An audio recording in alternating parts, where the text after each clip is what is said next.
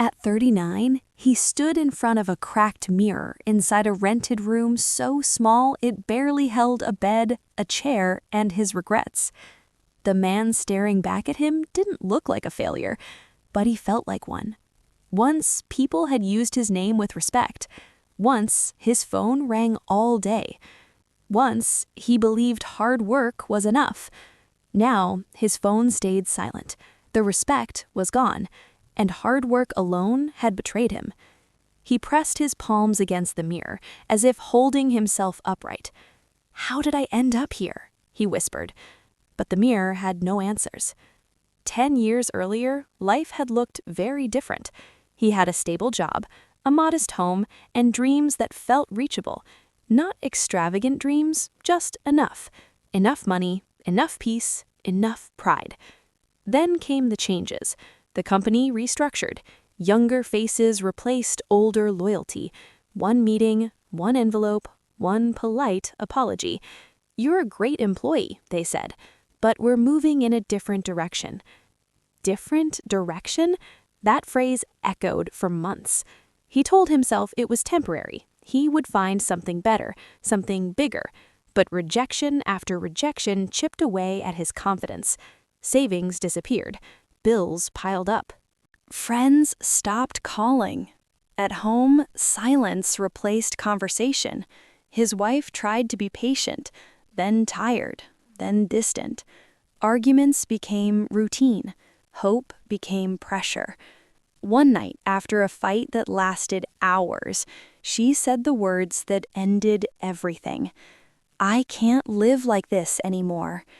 The door closed behind her, and suddenly he was alone, with failure as his only companion. Rock bottom doesn't announce itself. It arrives quietly, in unpaid electricity bills, in cheap instant noodles, in avoiding mirrors, in pretending everything is fine. He moved into a tiny room to save money, sold his watch, then his bike, then his dignity. He stopped answering calls because he had no good news to share.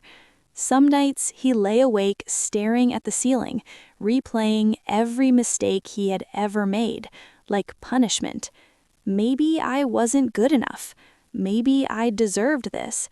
Maybe this is where my story ends. The worst part wasn't hunger or loneliness. It was feeling invisible. The morning that changed nothing and everything. One morning, he woke up before sunrise. No alarm, no reason, just an ache in his chest that wouldn't let him sleep. Outside, the city was quiet, the kind of quiet that makes you face yourself. He sat on the edge of the bed, head in his hands.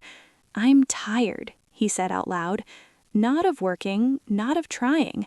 I'm tired of hoping." For the first time in months, tears came. Not dramatic tears, exhausted ones. And then something unexpected happened. He laughed, a small, broken laugh. "Look at you," he said to himself, "still breathing, still here." That moment didn't fix his life, but it cracked something open. Motivation didn't strike like lightning. No dramatic music, no sudden confidence. Just one small decision. "I'll do one thing today," he said. Just one. Not to become rich, not to impress anyone. Just to move. He cleaned his room, slowly, carefully. He showered, wore clean clothes, and stepped outside. The sun hit his face like a reminder. Life was still happening. He walked without direction until he reached a public library. He hadn't been inside one in years.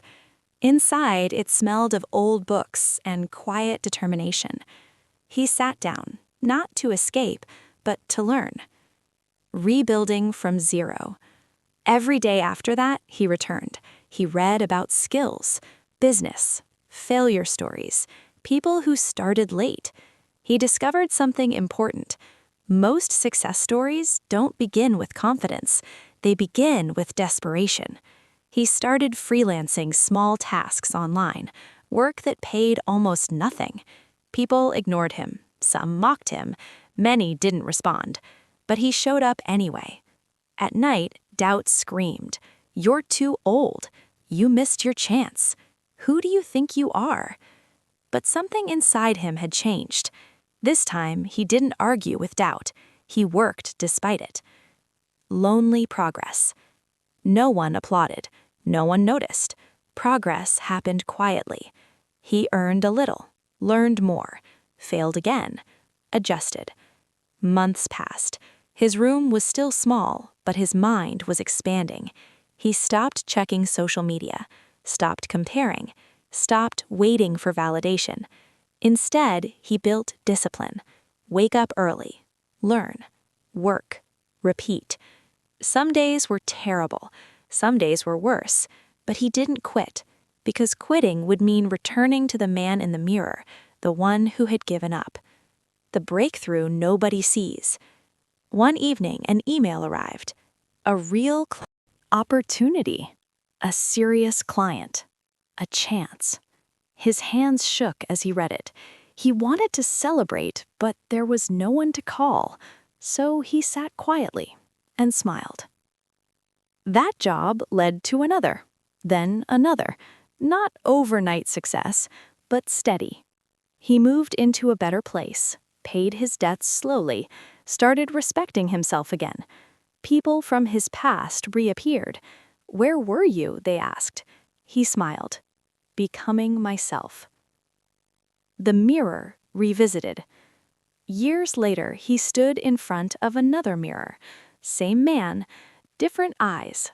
The reflection no longer asked, "How did I end up here?" Instead, it said, "You survived." He understood something most people never do.